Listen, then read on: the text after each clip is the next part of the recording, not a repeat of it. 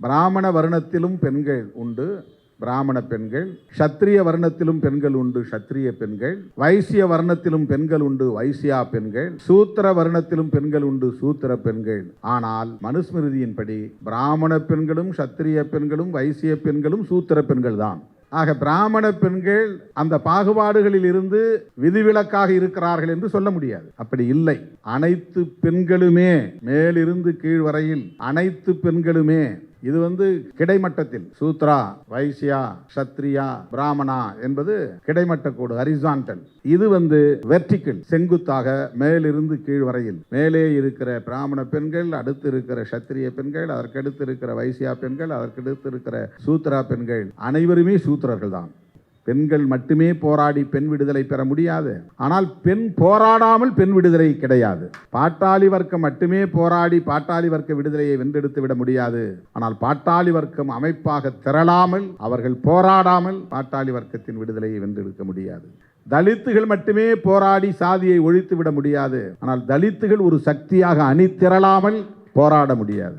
சாதி ஒழிப்பு என்பதை ஒரு கொள்கை முழக்கமாக, கோட்பாட்டு முழக்கமாக, கட்சியின் முதன்மையான முழக்கங்களுள் ஒன்றாக வைத்திருக்கிற ஒற்றை இயக்கம் விடுதலை சிறுத்தைகள் கட்சி. அதிகாரபூர்வமாக நாம் அறிவித்திருக்கிறோம். சாதி ஒழிப்போடு உடன்படுகிற பலர் உண்டு, பல இயக்கங்கள் உண்டு. அந்த களத்திலே நம்மோடு இருப்பார்கள், இருப்பது உண்மை. ஆனால் அதை தமது ஐம்பெரும் கொள்கை முழக்கங்களுள் ஒன்றாக, அல்லது எத்தனை முழக்கங்களை அவர்கள் கொள்கை முழக்கங்களாக வைத்திருக்கிறார்களோ அவற்றுள் ஒன்றாக அதிகாரபூர்வமாக அறிவித்திருக்கிறார்களா என்றால் எனக்கு தெரிந்து இந்திய அளவில் விடுதலை சிறுத்தைகளை தவிர வேறு எந்த இயக்கமும் கிடையாது.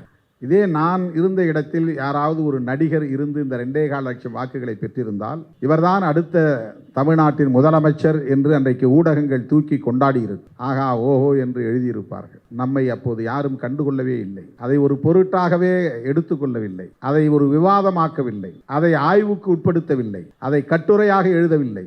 அதற்கு ஒரு முக்கியத்துவம் அளிக்கப்படவில்லை. தேர்தலில் நின்ற 15 நாட்களில் திருமாவளவனுக்கு எப்படி 2.25 லட்சம் வாக்குகள் கிடைத்தன, இந்த அளவுக்கு வாக்குகள் எப்படி ஒரு நபர் மீது நம்பிக்கை வைத்து குவிந்தன, இவர் மீது உள்ள எதிர்பார்ப்பு என்ன, இவர் மீது உள்ள நம்பிக்கை என்ன, இவருடைய எதிர்காலம் என்னவாக இருக்கும் அரசியலில் என்றெல்லாம் யாரும் பேசவில்லை. எங்கோ 8வது பக்கத்திலே 16வது பக்கத்திலே ஒரு செய்தியாக போட்டார்களே தவிர, வன்முறைகள் நடந்தது என்பதை முதல் பக்கத்தில் போட்டு விடுதலை சிறுத்தைகளே வன்முறையாளர்கள் என்பதை போல ஒரு தோற்றத்தை உருவாக்கினார்களே தவிர நமக்கு பாசிட்டிவாக எந்த செய்தியும் அன்றைய ஊடகங்கள் வெளியிடவில்லை, விவாதிக்கவில்லை. அதை இருட்டடிப்பு செய்தார்கள். இன்றைக்கு கட்சி ஆரம்பித்தாலே ஆஹா ஓஹோ என்று யூகங்களை எல்லாம் பெரிய பெரிய செய்திகளாக மாற்றுகிறார்கள். இப்போதே 20%, 24% என்றெல்லாம் எழுதுகிறார்கள். அடுத்த முதலமைச்சர் இவர்தான் என்று ஊடகங்களே வரிந்து கட்டிக்கொண்டு வலிந்து வலிந்து செய்தியை ஊதி பூதாகரப்படுத்துகிறார்கள். இன்னும் ஒரு தேர்தலில் கூட நிற்கவில்லை.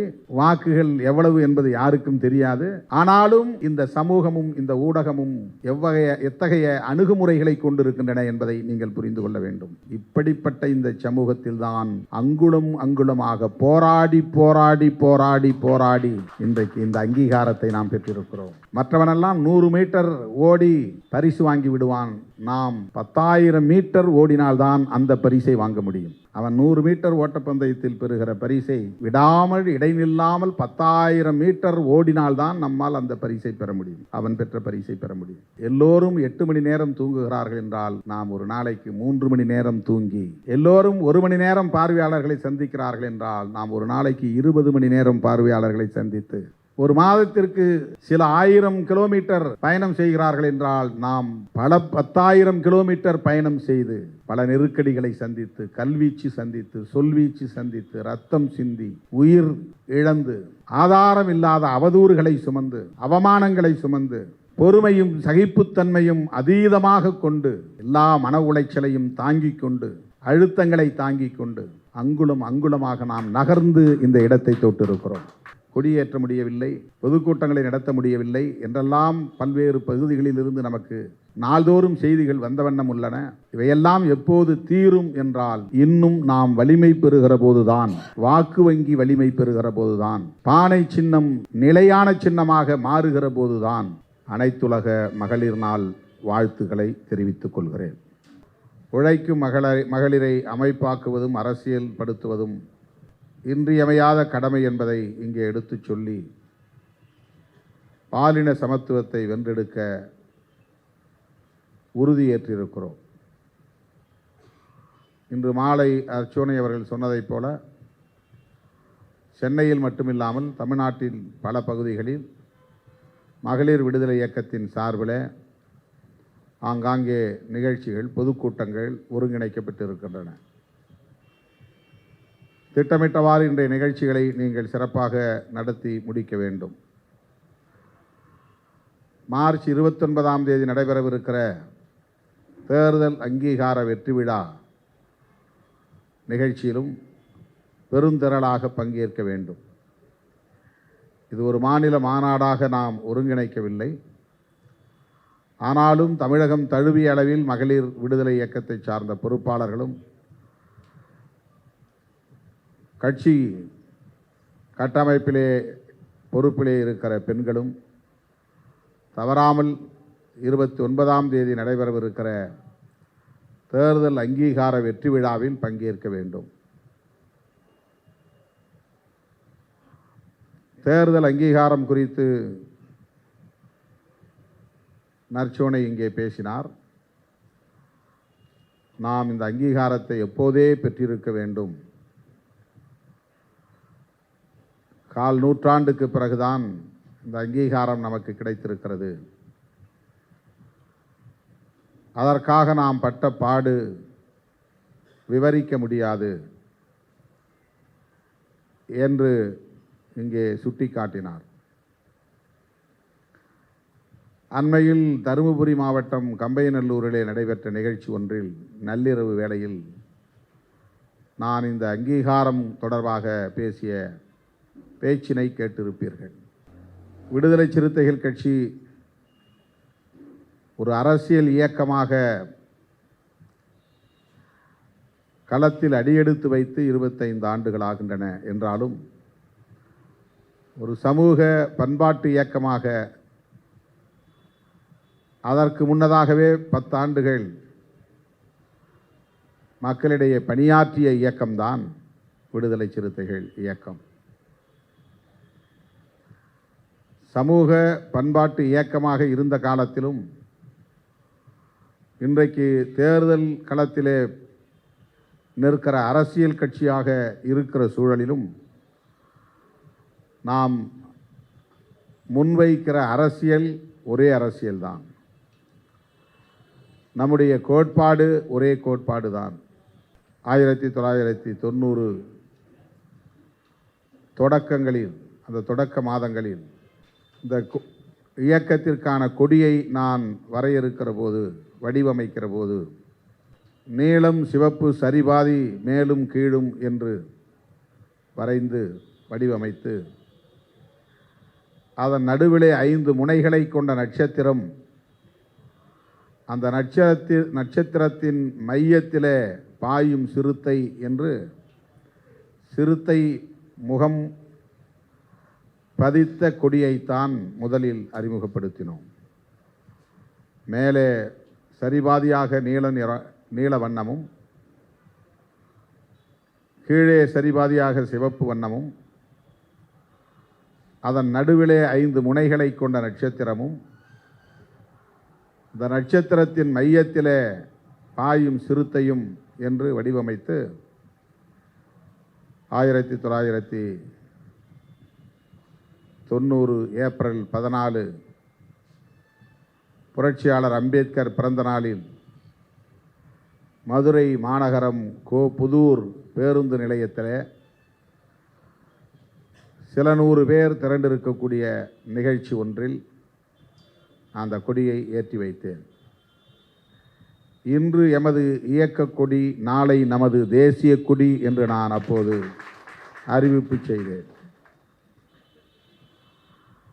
அந்த 5 முனை கொண்ட நட்சத்திரத்தில் ஒவ்வொரு முனையும் ஒரு கோட்பாட்டை, ஒரு வியூகத்தை அடிப்படையாக கொண்டது என்று அறிவித்தேன். முதலில் சாதி ஒழிப்பு, ஒரு முனை, நட்சத்திரத்தின் ஒரு முனை சாதி ஒழிப்பு,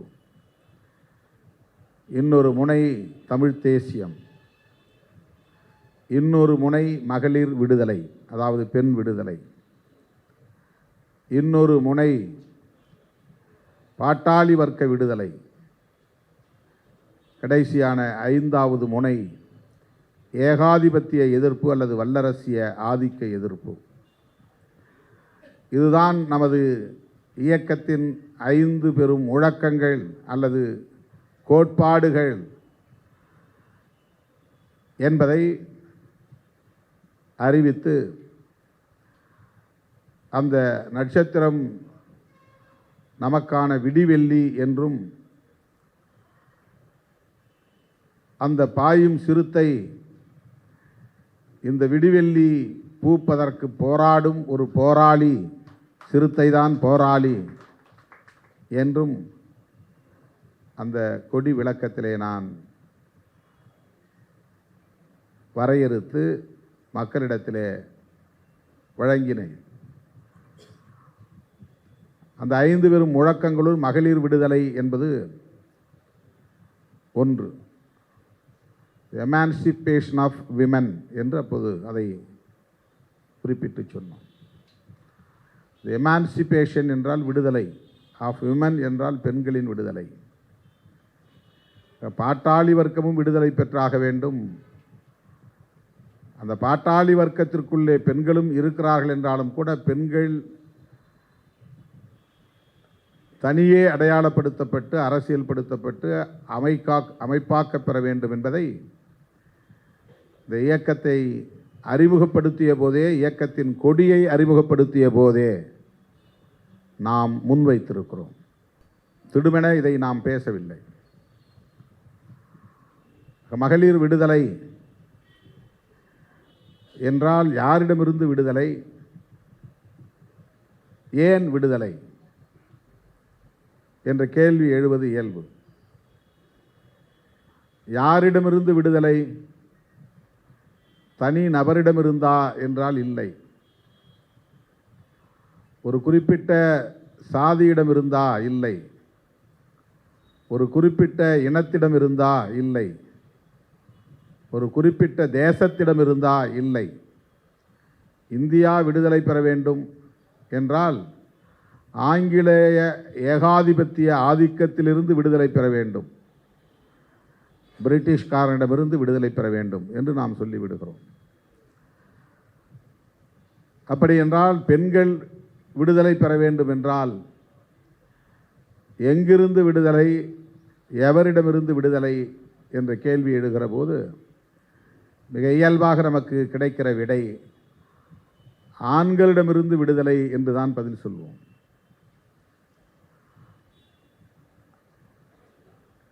இதனை பெண்களே முழுமையாக ஏற்றுக்கொள்வார்களா என்றால் ஏற்றுக்கொள்ள மாட்டார்கள்.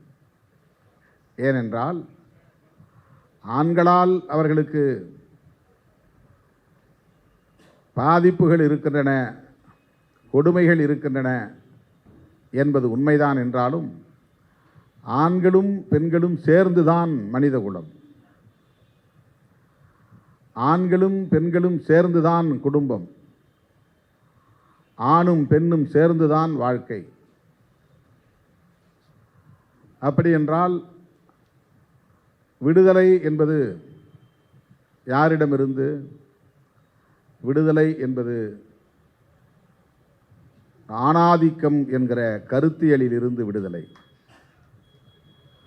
ஆணாதிக்கம் என்பது எப்படி இருக்கிறது? அது ஒரு தனிநபர் வடிவத்தில் இல்லை, அது ஒரு கருத்தியல் வடிவத்திலே இருக்கிறது. அது ஒரு சமூக அடையாளமாக இருக்கிறது. அது உலகம் தழுவிய அடையாளமாக இருக்கிறது. ஒரு குறிப்பிட்ட சாதியில் மட்டும்தான் இருக்கிறது, ஒரு குறிப்பிட்ட குடும்பத்தில் மட்டும்தான் இருக்கிறது, ஒரு குறிப்பிட்ட சில ஆண்களிடம் மட்டும்தான் இருக்கிறது என்று சொன்னால் அது எளிது. ஆனால் இது ஒரு கருத்தியலாக இருக்கிறது, ஒரு தத்துவமாகவே கோட்பாடாகவே இது இருக்கிறது. இதனை புரிந்து கொள்வதன் மூலம்தான் இதனை எதிர்க்கிற வலிமையை பெற முடியும். ஆணாதிக்கத்தை எப்படி புரிந்து கொள்வது? ஆண்கள் அனைவரும் எதிரிகள் அவர்களை எதிர்த்து, அவர்களை வீழ்த்தி, அவர்களை தோற்கடித்து, அவரிடமிருந்து பெண்கள் மீட்சி பெறுவதா என்றால் அப்படி இல்லை.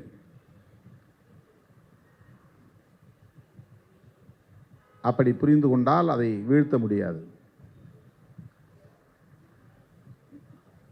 ஆணாதிக்கம் இங்கே இருக்கிறது, மேலோங்கி இருக்கிறது என்பது ஒரு தனிநபரின் மூலமாக இல்லை, ஒரு தனி ஆண் மூலமாக இங்கே நிகழ்வதில்லை. அது ஒரு சமூக கட்டமைப்பாக இருக்கிறது, அது ஒரு சோஷியல் ஸ்ட்ரக்சராக இருக்கிறது. அதற்கு பல்வேறு காரணங்களை சொல்ல முடியும், எல்லா தேசங்களிலும் இருக்கிறது. ஆகவே அடிப்படையில் சமூக கட்டமைப்பில் மாற்றத்தை உண்டு பண்ண வேண்டும். மகளிர் விடுதலை என்பது இன்னொரு மொழியில் சொல்ல வேண்டுமானால் பாலின சமத்துவம் என்பதாகும். பாலின சமத்துவம் என்பது ஆணும் பெண்ணும் சமம் என்கிற பார்வையை குறிக்கும். பெண்ணுக்கு உள்ள உரிமைகளும் ஆணுக்குள்ள உரிமைகளும் சமமாக இருக்க வேண்டும். பெண்ணுக்குள்ள அதிகாரமும் ஆணுக்குள்ள அதிகாரமும் சமமாக அணுகப்பட வேண்டும். வாய்ப்புகள் சமமாக வழங்கப்பட வேண்டும். இந்திய அரசமைப்பு சட்டம் சமத்துவத்தை படைப்பதற்கான ஒரு சட்டம். சமத்துவம் என்பது என்ன? Equality of status and opportunity என்று சொல்கிறது இந்திய அரசமைப்பு சட்டம்.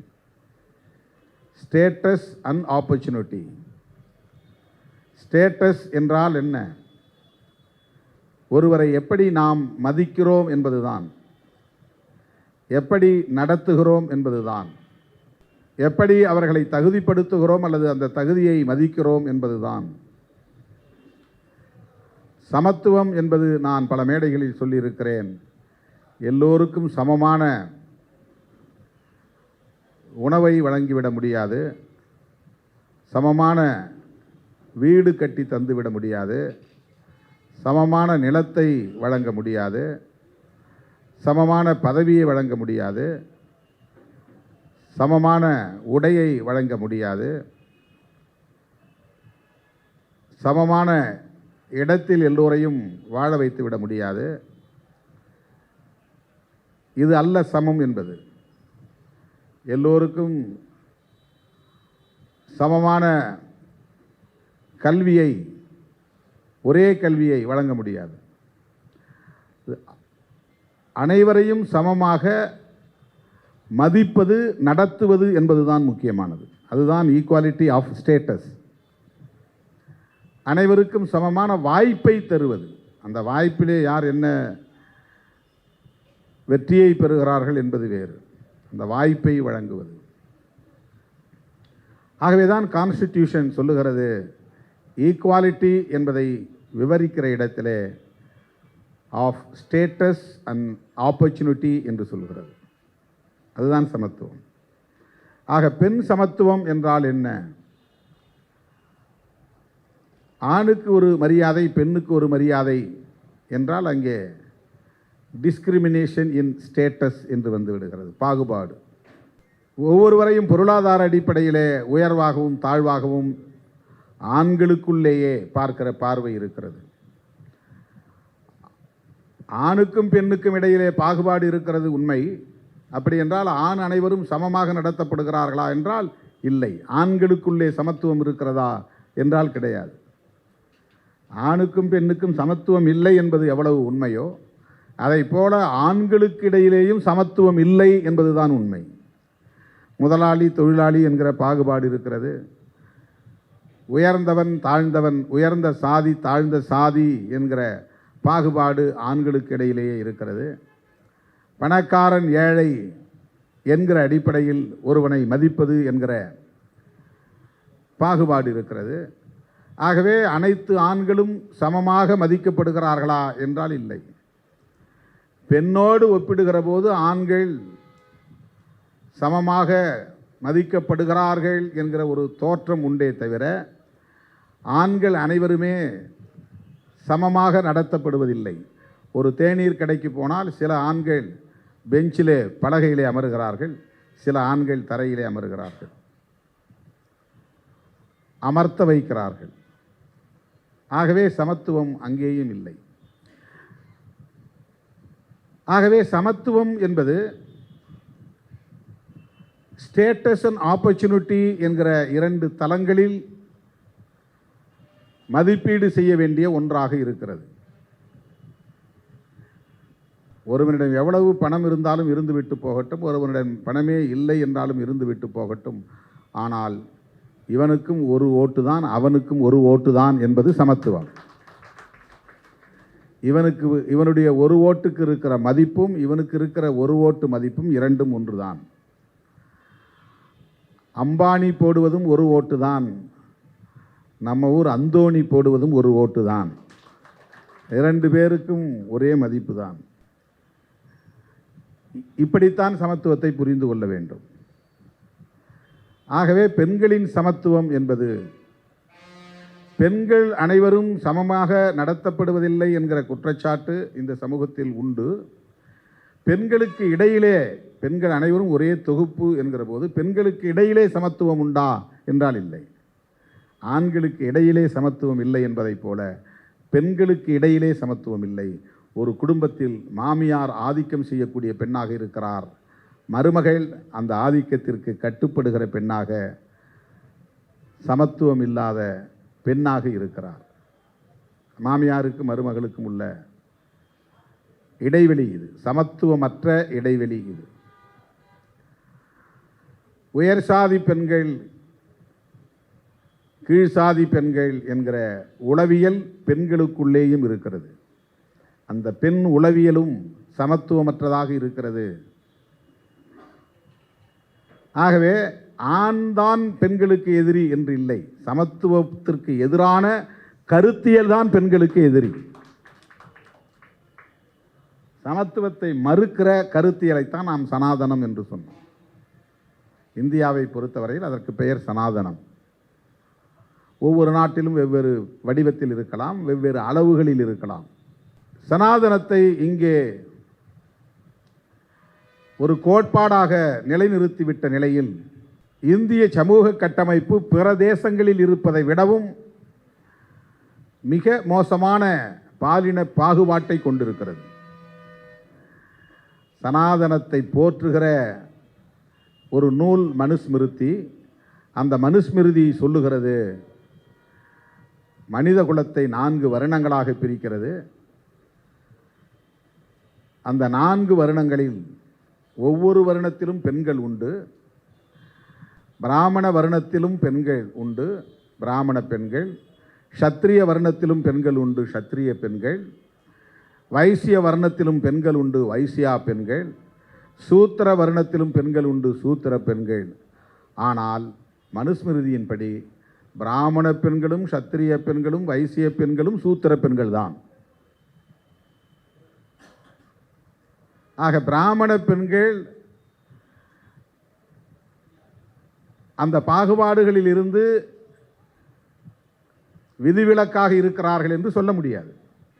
அப்படி இல்லை.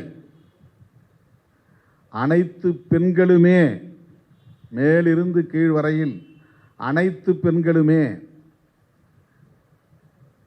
இது கிடைமட்டத்தில் சூத்ரா, வைசியா, சத்ரியா, பிராமணா என்பது கிடைமட்ட கோடு, ஹரிசான்டல். இது வெர்டிக்கல், செங்குத்தாக மேலிருந்து கீழ் வரையில். மேலே இருக்கிற பிராமண பெண்கள், அடுத்து இருக்கிற சத்திரிய பெண்கள், அதற்கடுத்து இருக்கிற வைசியா பெண்கள், அதற்கடுத்து இருக்கிற சூத்ரா பெண்கள், அனைவருமே சூத்திரர்கள் தான். இதை எல்லோரும் சேர்ந்து காப்பாற்றி கொண்டிருக்கிறார்கள். எல்லோரும் சேர்ந்து என்றால் ஆணும் பெண்ணும் சேர்ந்து காப்பாற்றி கொண்டிருக்கிறார்கள். இந்த பாகுபாட்டை, சமத்துவம் இல்லாத பாலின பாகுபாட்டை ஆண்கள் மட்டும் கட்டி காப்பாற்றவில்லை, பெண்களும் கட்டி காப்பாற்றுகிறார்கள். அது எங்கள் குடும்ப வழக்கம். அதனால் சாதி மறுப்பு திருமணத்தை ஏற்க மாட்டோம் என்று ஆணும் சொல்லுகிறான், பெண்ணும் சொல்லுகிறான். அதனால் ஆணவ படுகொலை செய்வதை ஆணும் பெண்ணும் சேர்ந்தே பெற்ற பிள்ளையை படுகொலை செய்கிறார்கள். இதை எதற்காக விளக்கி சொல்லுகிறேன் என்றால், இந்த சமத்துவமற்ற சமூக கட்டமைப்பு என்பது ஒரு பொது உளவியலாக இங்கே வளர்ந்திருக்கிறது, நிலைத்திருக்கிறது. அந்த உளவியல் ஒரு கருத்தியலாக இங்கே நிலை பெற்றிருக்கிறது. அந்த கருத்தியலை எதிர்த்து போராடுவது என்பதுதான் மகளிர் விடுதலைக்கான அடிப்படை. பாட்டாளி வர்க்கத்தின் விடுதலைக்கு முதலாளி வர்க்கத்தில் பிறந்தவர்கள் கருத்தியலை தோற்றுவித்திருக்கிறார்கள், களம் அமைத்து தந்திருக்கிறார்கள், போராடி இருக்கிறார்கள். ஒரு முதலாளி குடும்பத்திலே பிறந்தவர்கள், முதலாளித்துவ குடும்பத்திலே பிறந்தவர்கள், உயர் சாதி குடும்பத்திலே பிறந்தவர்கள் உழைக்கும் பாட்டாளி வர்க்கத்தின் விடுதலைக்காக சிந்திக்கவும் செயல்படவும் களத்திலே நிற்கிறார்கள் என்றால் அவர்கள் ஜனநாயக சக்திகள் என்று பொருள்.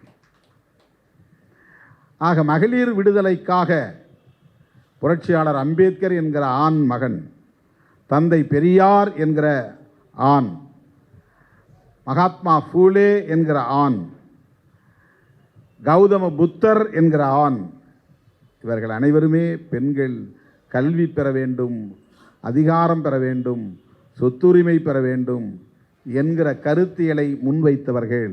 எனவே அவர்கள் எப்படி மகளிர் விடுதலைக்கு எதிரிகளாக முடியும்? அவர்கள் மகளிர் விடுதலைக்கான ஜனநாயக சக்திகள், ஜனநாயக சக்திகள்.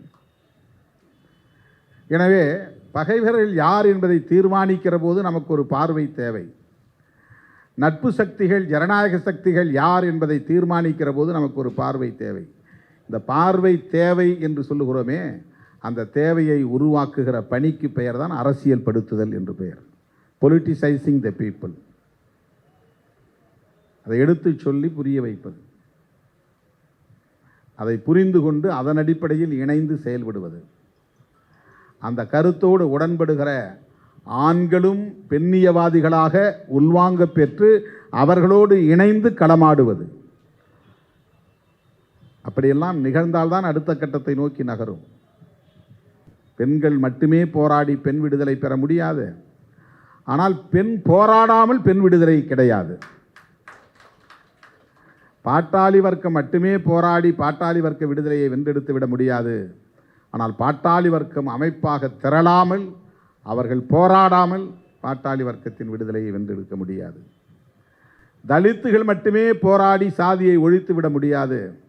ஆனால் தலித்துகள் ஒரு சக்தியாக அணி திரளாமல் போராட முடியாது.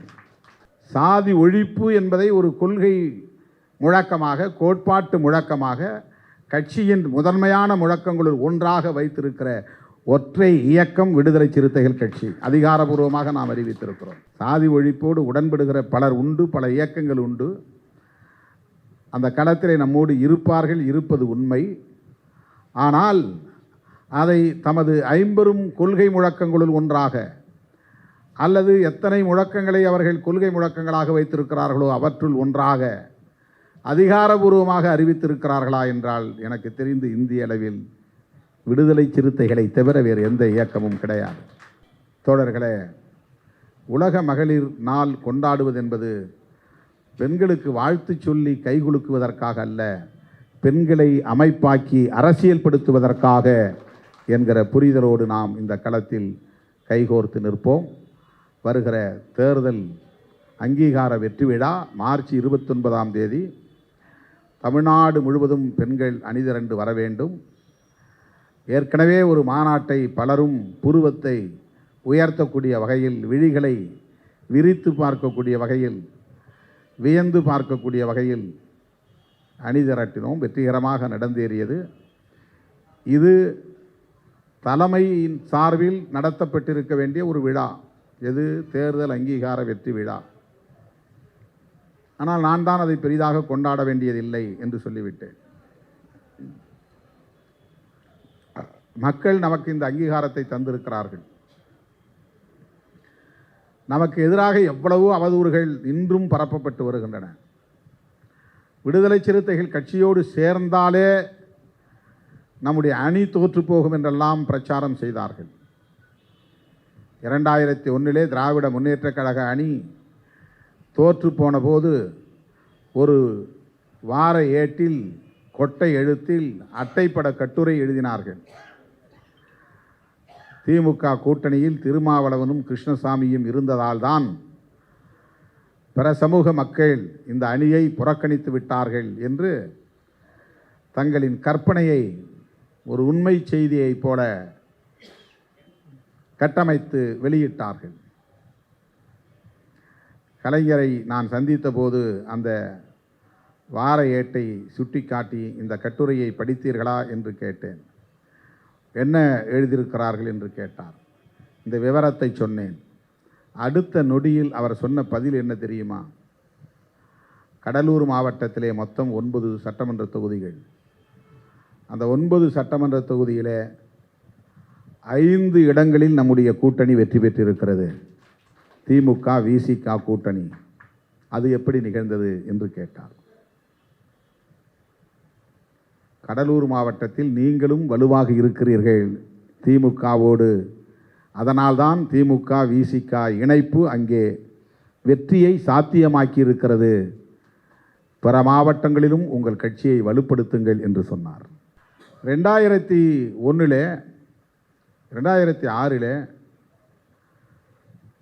மன்னிக்கும் 2001 தான், 99 முடித்து 2001 அதிமுக கூட்டணிக்கு போகலாம் என்று மூப்பனார் அழைத்த போது நான் தயங்கினேன். 3வது அணியையே நீங்கள் தொடர வேண்டும், ஆட்சியை கைப்பற்ற வேண்டும் என்று கூட இல்லை. இந்த அணியை வலுப்படுத்துவது எதிர்காலத்திற்கு நல்லது. அப்போதே சொன்னேன், திமுக அதிமுக ஆகியவற்றுக்கு இது ஒரு மாற்றாக இருக்கும். இந்த எளியவனின் வேண்டுகோளை ஏற்றுக்கொள்ளுங்கள் என்று அவரிடத்திலே நான் பேசினேன். அப்படி பேசிக்கொண்டிருக்கிற போதே ஒரு தகவலை சொன்னார். திருமாவளவனையும் நம்முடைய கூட்டணியிலே இணைத்து கொள்ளலாம் என்று நான் ஜெயலலிதா அம்மையாரிடத்திலே பேசிக்கொண்டிருந்தேன். அப்போது அவர் சொன்னார், திருமாவளவன் போட்டியிட்ட சிதம்பரம் தொகுதியில் தானே 2.25 லட்சம் வாக்குகள் கிடைத்திருக்கின்றன. பெரம்பலூர் தொகுதியில் 90,000 வாக்குகள் தானே கிடைத்திருக்கின்றன. அவருடைய வாக்கு வங்கி இன்னும் வலுப்பெற வேண்டும் என்று அவர் சொன்னதாக என்னிடத்திலே சொன்னார். அப்படி என்றால் விடுதலை சிறுத்தைகள் கட்சி 2 இடத்திலே போட்டியிட்டது. சிதம்பரம், பெரம்பலூர். பெரம்பலூரிலே 94,000 வாக்குகள். சிதம்பரம் தொகுதியிலே 2,25,000 வாக்குகள். திருமாவளவன் அந்த கட்சியின் தலைவர் போட்டியிட்ட தொகுதியில் 2.25 லட்சம் வாக்குகள் குவிந்திருக்கின்றன. அதே அளவுக்கு பிற இடங்களில் அல்லது கணிசமான அளவில் அந்த தொகுதியிலும் கிடைத்திருந்தால் அந்த கட்சி அந்த வாக்கு வங்கி வலிமையை பெற்ற ஒரு கட்சி என்று நாம் எடுத்துக்கொள்ள முடியும் என்று சொன்னதாக கணக்கு பண்ணி சொன்னதாக சொன்னார். ஒரு கட்சிக்கு வாக்கு வங்கி எவ்வளவு முக்கியமானது, அதன் அடிப்படையில் தான் ஒரு கூட்டணி தீர்மானிக்கப்படும். இப்போ ஒரு நாடாளுமன்ற தொகுதியிலே 40,000 வாக்குகள் வாங்கினால் கூட அதை பெரிய கட்சி என்று இன்றைக்கு எல்லோரும் போற்றுகிறார்கள். 50,000 வாக்குகள் பெற்றால் கூட பெரிய அளவுக்கு சக்தி இருப்பதாக சொல்லுகிறார்கள். இதே நான் இருந்த இடத்தில் யாராவது ஒரு நடிகர் இருந்து இந்த 2.25 லட்சம் வாக்குகளை பெற்றிருந்தால் இவர்தான் அடுத்த தமிழ்நாட்டின் முதலமைச்சர் என்று அன்றைக்கு ஊடகங்கள் தூக்கி கொண்டாடி இருக்கும். ஆகா ஓஹோ என்று எழுதியிருப்பார்கள். நம்மை அப்போது யாரும் கண்டுகொள்ளவே இல்லை. அதை ஒரு பொருட்டாகவே எடுத்துக்கொள்ளவில்லை. அதை ஒரு விவாதமாக்கவில்லை. அதை ஆய்வுக்கு உட்படுத்தவில்லை. அதை கட்டுரையாக எழுதவில்லை. அதற்கு ஒரு முக்கியத்துவம் அளிக்கப்படவில்லை. தேர்தலில் நின்ற 15 நாட்களில் திருமாவளவனுக்கு எப்படி 2.25 லட்சம் வாக்குகள் கிடைத்தன, இந்த அளவுக்கு வாக்குகள் எப்படி ஒரு நபர் மீது நம்பிக்கை வைத்து குவிந்தன, இவர் மீது உள்ள எதிர்பார்ப்பு என்ன, இவர் மீது உள்ள நம்பிக்கை என்ன, இவருடைய எதிர்காலம் என்னவாக இருக்கும் அரசியலில் என்றெல்லாம் யாரும் பேசவில்லை. எங்கோ 8வது பக்கத்திலே 16வது பக்கத்திலே ஒரு செய்தியாக போட்டார்களே தவிர வன்முறைகள் நடந்தது என்பதை முதல் பக்கத்தில் போட்டு விடுதலை சிறுத்தைகளே வன்முறையாளர்கள் என்பதைப் போல ஒரு தோற்றத்தை உருவாக்கினார்களே தவிர நமக்கு பாசிட்டிவாக எந்த செய்தியும் அன்றைய ஊடகங்கள் வெளியிடவில்லை, விவாதிக்கவில்லை. அதை இருட்டடிப்பு செய்தார்கள். அடுத்து நடந்த 2004ஆம் ஆண்டு பொதுத் தேர்தலில், நாடாளுமன்ற பொதுத் தேர்தலில் மூப்பனார் இல்லாத போது நாம் தனியே ஒரு அணியை உருவாக்கி அந்த அணியில் இடம்பெற்ற யாருக்கும் நம்முடைய தொகுதியிலே வாக்குகள் இல்லாத நிலையில் நம்முடைய வாக்குகள் மட்டுமே என்கிற சூழலில் அந்த களத்தில் நாம் நின்றோம். அப்போது 1999 பெற்ற வாக்குகளை விட 30,000 வாக்குகள் கூடுதலாக பெற்றோம். 2,55,000 வாக்குகள் பெற்றோம். அன்றைக்கும் தமிழ்நாட்டு ஊடகங்களோ அரசியல் களத்தில் உள்ளவர்களோ அதை ஒரு பொருட்டாக எடுத்துக்கொள்ளவில்லை. இன்றைக்கு கட்சி ஆரம்பித்தாலே ஆஹா ஓஹோ என்று யூகங்களை எல்லாம் பெரிய பெரிய செய்திகளாக மாற்றுகிறார்கள். இப்போதே 20%, 24% என்றெல்லாம் எழுதுகிறார்கள்.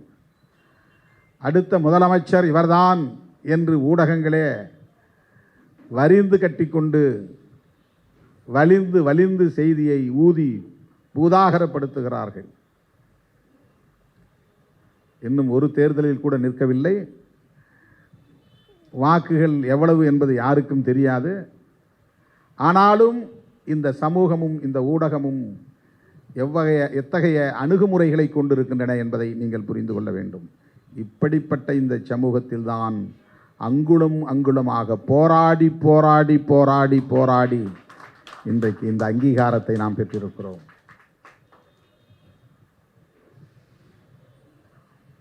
மற்றவனெல்லாம் 100 மீட்டர் ஓடி பரிசு வாங்கி விடுவான். நாம் 10,000 மீட்டர் ஓடினால்தான் அந்த பரிசை வாங்க முடியும். அவன் 100 மீட்டர் ஓட்டப்பந்தயத்தில் பெறுகிற பரிசை விடாமல் இடைநில்லாமல் 10,000 மீட்டர் ஓடினால்தான் நம்மால் அந்த பரிசை பெற முடியும், அவன் பெற்ற பரிசை பெற முடியும். ஒரு கட்சியாக ஏற்காமல் அதை புறந்தள்ளுகிற ஒரு சமூகத்தில் நாம் இருக்கிறோம்.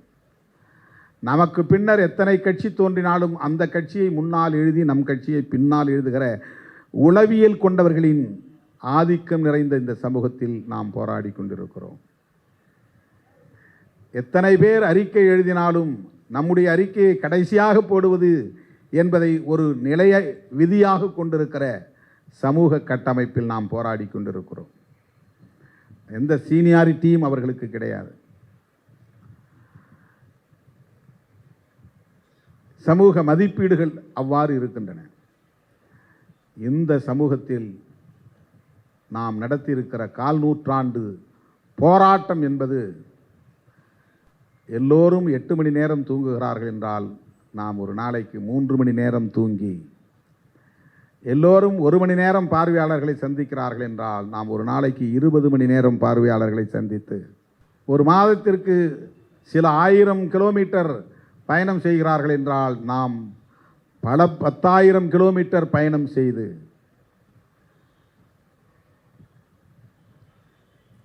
பல நெருக்கடிகளை சந்தித்து, கல்வீச்சு சந்தித்து, சொல்வீச்சு சந்தித்து, ரத்தம் சிந்தி, உயிர் இழந்து,